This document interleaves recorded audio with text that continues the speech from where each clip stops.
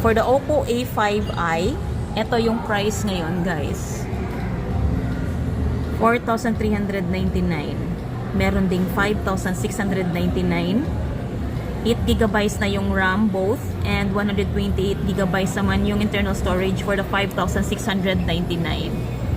Ito yung ma-recommend ko for students, sa mga naghahanap ng mga budget-friendly phones. Ayan, sa mga lolo-lola nyo na gusto nyo bilhan ng mga phone. Now, for the Oppo A5X, this is the current price, 7,999. Ang internal storage nito is 128GB and 8GB naman yung RAM niya. Ang mura lang ng mga phones ng Oppo, guys.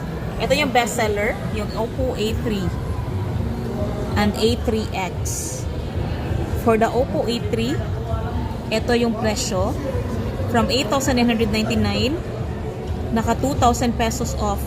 6,999 na lang siya.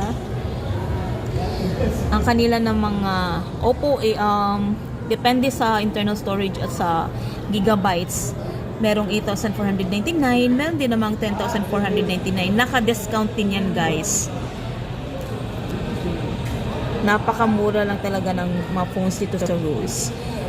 For the Oppo A3X, ayan, naka 1,100 pesos off siya.